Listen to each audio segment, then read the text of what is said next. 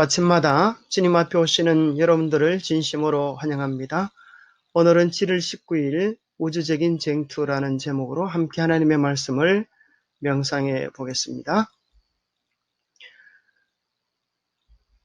오늘의 기억절, 너희 죄를 서로 고백하며 병이 낫기를 위하여 서로 기도하라. 의인의 간구는 역사하는 힘이 큼이니라. 자, 기도가 얼마나 중요한지를 우리에게 보여주는 말씀인데요.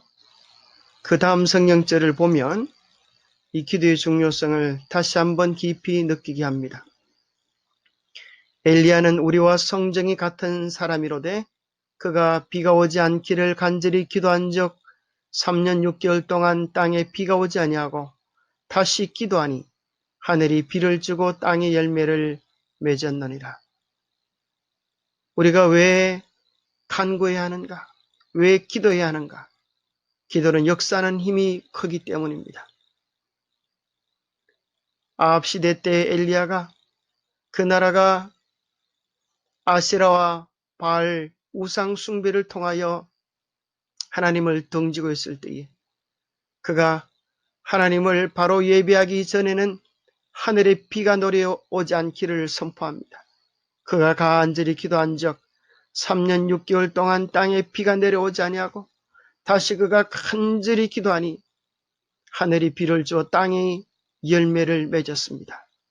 이 역사적인 실제적인 경험은 오늘 마지막 시대를 살아가는 우리들을 향한 강력한 도전입니다. 바로 같은 장 7절에는 그러므로 형제 여러분, 주님께서 오실 때까지 참고 기다리십시오. 농부는 땅이 귀중한 소출을 낼 때까지 끈기 있게 가을비와 봄비를 기다립니다. 그렇습니다. 농부는 하루아침에 일이 이루어지지 않을 것을 아는 사람입니다. 그는 씨앗을 심고 인내하며 참고 기다립니다. 무엇을 위하여? 귀중한 소출을 낼 때까지. 마찬가지로 우리는 하나님의 사랑을 영혼의 가슴 속에 심고 그것이 귀중한 소출을 낼 때까지 기도해야 되겠습니다. 끊임없는 기도, 그것을 드려야 되겠습니다. 그러한 자들에게 하나님은 가을비와 봄비, 이른비와 늦은비를 약속해 주실 것을 확정해 주고 계십니다. 이른비가 실제적으로 사도행전 2장에서 참으로 놀랍게 역사했던 것처럼 그보다 더 크게 늦은 비의 역사가 이 땅에 있을 것입니다. 그 늦은 비의 역사에 동참하는 사람들은 기도하는 사람들이 될 것입니다. 기도는 왜 우리에게 필요합니까? 왜 우리는 기도해야 합니까? 우리가 기도하지 않으면 기도하는 것보다 더 큰 일을 이룰 수가 없습니다. 그러나 기도할 때 하나님은 우리를 통하여 하늘의 역사를, 더 중요한 일을 할 수 있도록 우리에게 능력을 더하실 것입니다. 그들은 단순히 자신을 위한 복을 구하지 않았다.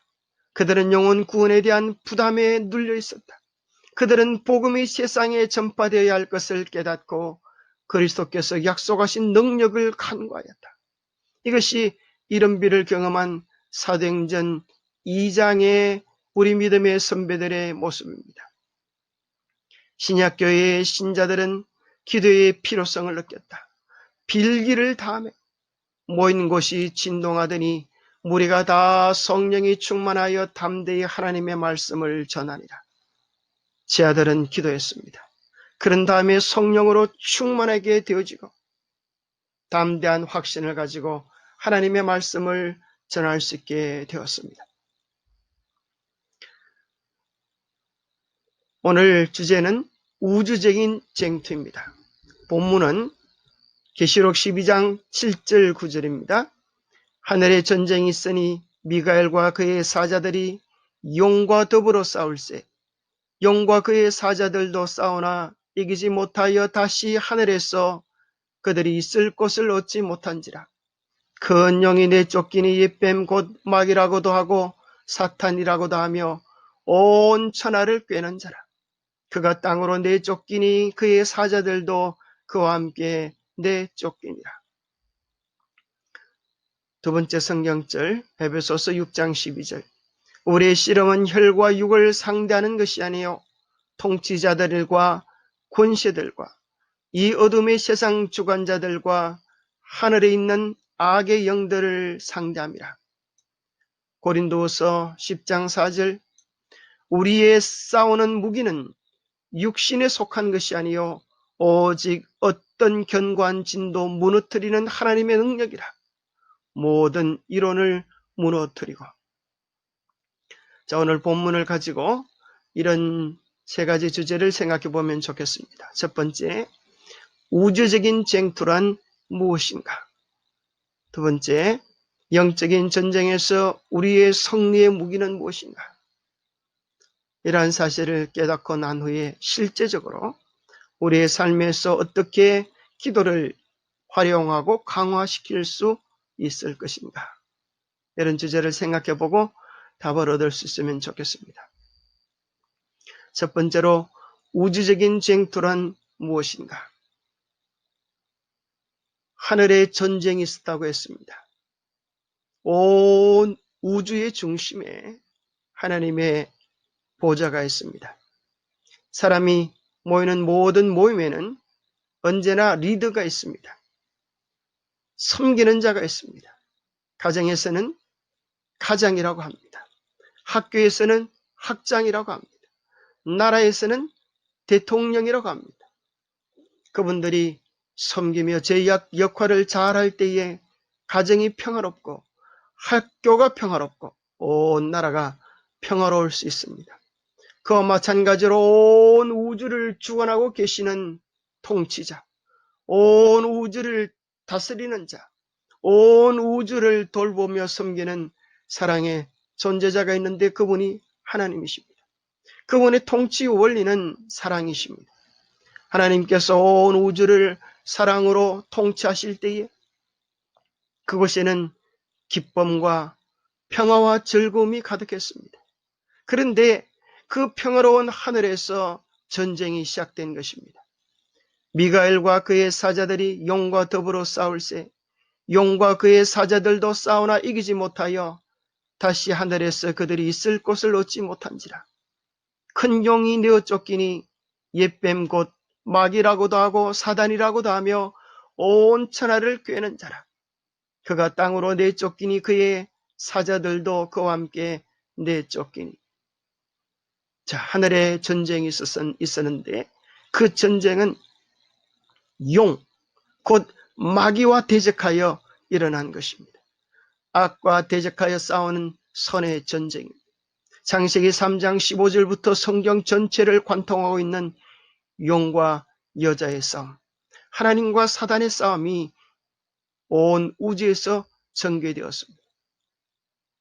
누구와 누구와의 싸움인가 하는 내용을 계시록 12장에서 사단에 대하여 묘사하는 용어들을 살펴보면 더욱 사단의 정체를 명확하게 알 수 있습니다.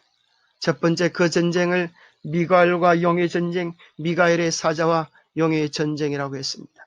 미가엘은 누가 여호와 같으뇨 하는 뜻으로 하나님의 세력을 뜻한다면 용은 사단의 세력을 뜻한다고 이야기할 수 있습니다. 여기 용의 호칭이 네 가지로 나오는데 옛뱀, 마귀, 사단, 온 천하를 꿰는 자로 묘사되어 있습니다. 자, 첫 번째, 우리는 옛뱀을 생각할 때 우리는 명확하게 그가 무슨 일을 했던 존재인지를 알게 됩니다. 바로 에덴 동산에서 뱀을 통하여 나타나서 온 인류의 평화를 깨트린, 온 인류의 행복을 깨트리는 창세기의 미혹자였음을 우리는 알게 됩니다. 두 번째는 그의 이름은 마귀였습니다. 마귀를 원문으로 읽어보면 디아볼로스라고 합니다. 그 뜻은 중상자, 비방자, 참소자라는 뜻입니다. 계시록 12장 10절에는 우리 형제들을 참수하던 자, 곧 우리 하나님 앞에서 밤낮 참수하던 자가 쫓겨났고, 사단이 무슨 일을 하는가 하는 내용이 마귀라고 하는 이름 속에 나타났어요. 마귀 무슨 일을 한다고요? 중상하고 비방하고 모략하고 관계를 깨트리는 것입니다. 만약 우리가 형제를 비방하고 고자질하고 관계를 이간질한다면 마귀가 기뻐하는 일을 하고 있었다고 하는 사실을 기억해야 합니다. 예수 그리스도의 십자가는 우리로 하나 되게 하고 연합되게 합니다. 자, 그러면 사단이라고 하는 뜻은 무엇입니까?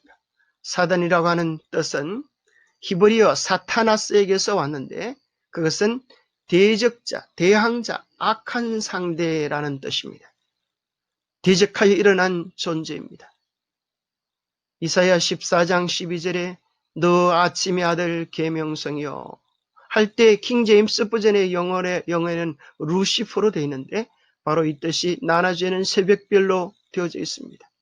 너 아침의 아들 계명성이여 어찌 그리 하늘에서 떨어졌으며 너 열국을 높은 자여 어찌 그리 땅에 찍혀는가. 네가 네 마음에 이르기를 내가 하늘에 올라 하나님의 묵별 위에 내 자리를 높이리라. 내가 북극 지폐에 산이 앉으리라. 가장 높은 구름에 올라가 지극히 높은 이와 같아지리라. 그렇습니다. 그는 새벽 별이었습니다. 그는 계명성이었습니다. 그는 많은 천사들에게 존경과 칭송을 받는 자리에 있던 존재였습니다. 그런데 그의 마음속에 어느 날 내가 하늘에 올라 하나님의 묵별 위에 내 자리를 높이리라. 하나님을 대적하여 일어나리라. 그렇게 할 때에 계명성이라고 하는 이름이 사단, 대적자로 바뀌어졌습니다. 하늘의 군시에 대하여 대적하여 일어날 때 우리는 사단이 되는 것입니다. 그는 원래는 천사들의 장이었습니다. 그는 하나님을 예배하고 찬송하는 그룹이었습니다. 그런데 그가 하나님의 권위를 탐내기 시작하면서 누가 되었다고요? 사타나스, 대항자가 되게 된 것입니다. 에스겔 28장은 이야기하기를 너 기름 부음을 받고 지키는 그룹이며 내가 너를 시험해 내가 하나님의 성산에 있어서 불타는 돌들 사이에 왕래하였도다. 내가 지음을 받던 날로부터 내 모든 길이 완전하더니 마침내 너에게서 불의가 드러났도다. 그는 그룹이었습니다. 하나님의 언약궤 위에 두 그룹을 세기 했듯이 그 그룹은 하나님의 지성소에 있는 법궤를 지키는 수호천사였습니다.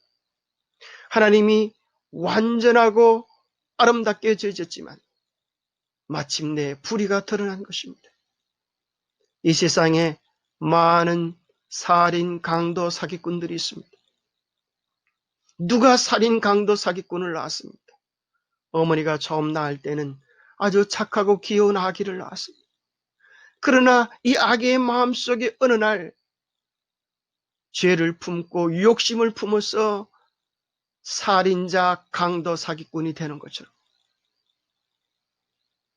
사탄도 그랬습니다. 하나님의 법을 대항하여 일어났을 때, 하나님의 권위를 대항하여 일어났을 때 그는 사탄이 되어버리고 만 것입니다. 죄는 무엇을 대항하여 일어나는가? 아니, 스타워즈 별들의 전쟁, 이 이야기는 하늘의 대반역의 전쟁을 사람들이 묘사한 것입니다. 하늘 온 우주를 통치하는 정부에 대하여 일어났던 전쟁을 묘사한 것인데 스타워즈는 레이저금을 가지고 싸웁니다. 그러나 죄송하지만 하늘에서 싸우는 싸움은 레이저금을 가지고 싸우는 싸움이 아닙니다. 만약에 능력과 권세로 싸운다면 한순간에 하나님께서 악을 다 진멸하실 수 있습니다. 요한일서 3장 4절에 보면 그 싸움의 핵심을 이야기하기를 죄를 짓는 자마다 불법을 행하나니 죄는 불법이라고 했습니다. 최초의 전쟁이 하나님의 법을 대항하여 일어났던 싸움임을 발견하게 됩니다. 그는 하나님의 보좌를 얻기를 탐했습니다. 그러나 그는 힘으로 하나님의 보좌를 얻을 수 없다는 사실을 너무나 잘 알고 있었습니다. 그래서 그는 어디에 대하여 불만을 품었는가 하면 하나님의 율법, 하나님의 법, 하나님의 계명이 모순이 있다. 이것을 주장했습니다. 사람들을 미혹하게 한 하늘의 존재들을, 우주 존재들을 미혹하게 한 것입니다. 왜냐하면 그렇게 해서 만약 율법이 잘못되면, 법이 잘못되면 그 법을 만든 하나님의 품성이 잘못되어졌다는 것이고, 하나님의 품성이 잘못되어지면 하나님께서 보좌에 내려오셔야만 한 것이었기 때문이었습니다. 그래서 마귀는 이런 원리를 잘 알고 하나님의 보좌를 찬탈하기 위하여 하늘 천사들을 꼬셔서 하나님의 율법을 대항하여 일어서게 한 것이었습니다. 그는 온 천하를 꿰는 자라고 하는 이름을 가지고 있습니다. 그는 플라나, 원문에 보면 플라나오라고 하는 뜻인데, 원문인데, 길을 잃게 하다, 미혹하다, 빗나가다, 방황하다, 타락하게 하다라는 뜻입니다. 그는 정말로 마지막 에덴 동산에서 그는 하와를 끼웠습니다. 하와를 미혹해서 그 길을 잃게 했습니다. 그는 우주에서 천사 3분의 1을 미혹하여서 빗나가게 하고 방황하게 하고 타락하게 했습니다. 그런데 그가 마지막 때는 어떤 일을 하는가? 마태복음 24장 24절에 우리 주님 말씀하시기를 주의 재림 있기 전에 거짓 그리스도들과 거짓 선자들이 일어나 큰 표적과 기사를 보여 할 수만 있으면 택하신 자들도 미혹하게 하리라. 그가 자기의 때가 얼마 남지 못한 줄을 알고 우는 사자처럼 오늘도 삼킬 자를 찾고 있는 것입니다. 무엇으로 미혹한다고 했어요? 눈에 보이는 표적과 기사를 통하여 할 수만 있으면 우리의 마음을 그리스도에게서 떠나게 하는 것입니다. 우리의 마음을 하나님의 사랑에서 떠나게 하는 것입니다. 우리의 마음을 하나님의 정부를 대적하도록 마귀처럼 일어나게 하는 것입니다. 그것이 마귀가 하는 일입니다. 우리의 마음속에서 하나님의 말씀을 지워버리고 우리의 마음속에서 하나님의 계명을 지워버리고 자기 본능대로 행하게 하는 것입니다. 그래서 자기처럼 쫓겨나고 방황하고 타락하도록 만드는 것이 마귀의 일입니다. 영적 전쟁에서 우리의 무기는 무엇입니까? 우리의 싸움은 혈과 육을 상대하는 것이 아니요 통치자들과 권세자들과 이 어둠의 세상 주관자들과 하늘에 있는 영들을 상대함입니다. 그러기에 우리의 무기는 창과 칼이 아니요 힘이 아니요 오직 구원의 투구와 성령의 검, 곧 하나님의 말씀을 가질 때 우리는 승리할 수 있습니다.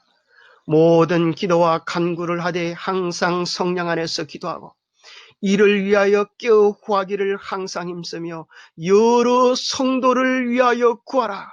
이것이 무기입니다. 우리의 가장 강력한 무기는 하나님의 말씀과 기도입니다. 우리는 항상 성령 안에서 기도하고 이를 위하여 깨어 구하기를 항상 힘써야겠습니다. 이것을 공동 번역에는 이렇게 번역해 줍니다. 우리는 세속의 무기를 가지고 싸우는 것이 아니라 아무리 견고한 성이라도 무너뜨릴 수 있는 하나님의 강한 무기를 가지고 싸우는 것입니다. 우리는 잘못된 이론을 무찔러 버리고 하나님을 아는 데 장애가 되는 모든 오만을 쳐부수며 어떠한 계력이든지 다 사로잡아서 그리스도께 복종시킵니다. 이것을 바른 번역에는 모든 생각을 사로잡아 그리스도께 순종하게 합니다. 그렇습니다. 우리가 간절히 기도하면서 우리는 하나님의 가장 강력한 무기, 기도의 무기를 통하여 사단의 어떤 견고한 성이라도 파쇄할 수 있는 것입니다. 그것은 이 세상의 어떤 잘못된 이론도 하나님의 뜻을 아는 데 장애가 되는 모든 오만을 접어들일 수 있습니다. 그리고 그것은 우리의 모든 생각을 사로잡아 그리스도께 순종하도록 만들어주는데, 바로 그것은 기도의 무기입니다. 우리가 하나님께 간절히 매달려 기도할 때 하나님은 우리의 생각이 바뀌어지도록, 우리의 마음이 바뀌어지도록 역사해 주실 것입니다. 그래서 우리가 온전히 주님께 순종할 때, 다른 말로 하면 그때 성령의 온전한 역사, 성령의 충만하심이 일어나게 됩니다. 우리 자신을 비우는 것만큼 성령께서 우리를 다스릴 수가 있게 될 것입니다. 초대교회 이런 일은 어떻게 일어났습니까? 여자들과 예수의 어머니 마리아와 예수의 아우들과 더불어 마음을 같이하여 오로지 기도에 힘쓸 때 역사가 일어나는 것입니다. 빌기를 담에 모인 곳이 진동하더니 무리가 다 성령이 충만하여 담대히 하나님의 말씀을 전하게 된 것입니다. 기도한다는 것은 무엇입니까? 그것은 우리의 마음을 온전히 사로잡아 주님의 뜻에 굴복시킨다는 것입니다. 우리의 마음에 말씀하시는 성령 역사에 항복하여 백기를 든다는 것입니다. 그것은 우리가 알고 있는 죄를 주님께 버리고 주님께로 돌아간다는 것을 이야기합니다. 너희가 회개하고 돌이켜 너희 죄 없이함을 받으라. 이같이 하면 유쾌하게 되는 날이 주 앞으로부터 이를 것이요, 또 주께서 너희를 위하여 예정하신 그리스도 곧 예수를 보내시리니. 그렇습니다. 우리는 기도해야겠습니다.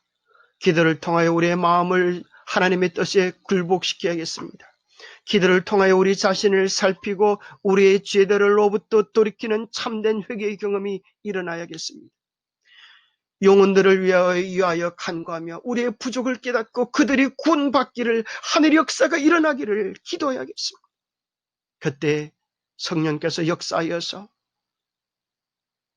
회심의 역사가 일어나도록, 돌이키는 역사가 일어나도록, 구원받는 역사가 일어나도록 역사해 주실 것입니다. 이러한 경험이 계속되어질 때 우리는 늦은 비의 주인공이 되어지고 약속하신 우리 주의 재림이 있게 될 것입니다. 세 번째 주제, 실제 우리의 삶에서 기도를 어떻게 활용 강화할 수 있을 것인가? 하나님의 말씀과 기도로 거룩하여 지민이라. 다른 방법이 없습니다. 하나님의 말씀이 더욱 깊어지고 우리의 기도가 더욱 깊어져야 되겠습니다. 안다고 하는 것이 중요한 것이 아니고 실제로 기도하는 자를 하나님이 쓰십니다. 기도는 전능하신 자의 무한한 자원을 쌓아둔 하늘 창고를 여는 믿는 자의 수중에 있는 열쇠이건만, 하나님의 자녀들이 어찌하여 기도하기를 싫어하는지, 대적마귀는 우리가 열성 있는 간구와 믿음으로 시험을 이길 만한 은혜와 능력을 얻지 못하도록 하기 위하여 은혜의 보좌로 가는 길을 막으려고 끊임없이 애쓴다. 마귀가 가장 좋아하는 일은 기도하지 않는 일입니다. 마귀가 가장 좋아하는 일은 하나님의 사람들이 기도하지 않은 것입니다. 마귀가 가장 좋아하는 일들은 우리가 간헐적으로 기도하는 일입니다. 하나님께 우리는 전적으로 매달려 하나님의 능력의 자원들을 활용할 때 우리는 이 기도의 싸움에서 승리할 수 있을 것입니다. 그래서 구체적으로 우리가 기도하기 위하여 기도 노트를 활용하는 일들은 참 좋은 방법입니다. 기도 노트를 따로 한 건 사시면 좋겠습니다. 그냥 일반 노트를 사셔가지고 이제 이렇게 줄을 끊고 기도의 번호를 만드는 것은 우리에게 도전을 줍니다. 기도의 사람은 5만 번을 기도응답을 받았다고 자랑합니다. 왜 그런가 하면 그는 막연히 5만 번이 아니라 기도 노트를 적었을 것입니다. 구체적인 그의 기도의 순서를, 기도의 번호를 적었습니다. 기도를 시작한 날짜를 적고, 또 여러분들이 어떤 종류의 기도인지, 사역을 위한 기도인지, 개인을 위한 기도인지, 중부를 위한 기도인지 그렇게 적어도 좋겠고, 또 기도의 내용, 그죠? 어떤 내용으로 기도하는가 아주 짧게 요약해서 적고, 자, 기도를 시작할 때는 이렇게 표현했다가 기도 응답을 받으면 이렇게 확인하는 걸 합니다. 또 이 내용은 그 기도를 이루기 위하여 함께 협력하는 적극적인 기도를 드릴 수가 있겠습니다. 혹은 중간에 반응들을 기도할 수도 있겠습니다. 예를 들어서 병든 자를 위하여 기도할 때 하나님 저 사람 낫게 해주십시오. 그렇게 기도하는 것도 좋지만 하나님 그를 내가 어떻게 도울 수 있겠습니까? 기도하면서 올해 해야 될 일들을 구체적으로 기도하는 것, 기록하는 것도 기도에 도움이 되겠습니다. 이렇게 기도 노트를 기록하면서 보고 기도하면 우리의 기도가 구체화되어지고 기도 응답받은 것들을 이렇게 확인하면서 이 동그라미 해놓은 것은 이게 다 응답이 된 것이죠. X가 된 것은 이제 더 이상 기도할 필요가 없다는 것입니다. 이렇게 되는 것은 지속적으로 기도하기를 요구하는 내용이고 이렇게 동그라미가 있다고 하는 것은 특별한 기도의 간증거리가 되어서 사람들에게 순서를 쓸 때나 자랑할 때 하나님을 소개할 때 이 역사를 이야기할 수 있는 것입니다. 구체적으로 꼭 기도 노트를 한 건 만드셔서 우리의 기도가 구체화되고 체계화될 수 있게 되기를 바랍니다. 우리가 이런 주제로 기도하면서 오늘 아침을 마무리하겠습니다. 자, 기도하겠습니다. 하나님, 우리가 영적 대쟁투 가운데서 기도가 얼마나 중요한 것인지를 깨달았습니다. 기도는 주님의 뜻을 실하는 우리의 마음과 생각들을 굴복시켜서 기쁜 마음으로 순종하게 만드는 힘을 준다고 하는 사실을 배웠습니다. 기도는 영혼의 생각까지 바꾸어서 정말 그가 필요한 때에 그리스도를 향하여 갈망하도록 그들의 마음 문을 여는 큰 역할을 하는 것을 배웠습니다. 하나님, 우리로 하여금 기도가 얼마나 중요한지를 아는 자가 될 뿐 아니라 실제로 기도하는 기도의 사람들이 될 수 있도록 도와주시옵소서. 기도 없이 살려고 하는 우리의 교만과 오만을 깨뜨려 주시고 주님 앞에 매일 기도하며 매일 우리의 생각을 굴복시키며 날마다 성령께서 우리를 주관하시도록 간구하게 도와주시옵소서. 오 하나님, 기도가 간헐적인 것이 되지 않게 하시고 날마다 규칙적인 시간, 규칙적인 장소에서 기도하는 기도의 사람들이 될 수 있도록 도와주시옵소서. 다니엘이 하루에 3번씩 주님께 매달려 간구했듯이 우리도 정해진 기도의 시간에 기도의 장소에서 하나님의 도우심을 간구하며 영혼들의 구원을 위하여 간구하며 교회의 부흥을 위하여 간구하며 늦은 비를 위하여 간구하며 무엇보다도 우리의 참된 회개와 변화됨을 위하여 기도하는 사람들이 되게 하여 주시옵소서. 하나님, 이 아침에 또 우리 자신을 주님께 온전히 드려니 주님 우리를 다스려 주셔서 주님의 도구가 되게 도와주시옵기를 우리 주 예수 그리스도 이름 어지하여 간절히 간구하옵나이다. 예, 감사합니다. 오늘도 주님과 함께하는 복된 날 되시기를 간절히 바랍니다.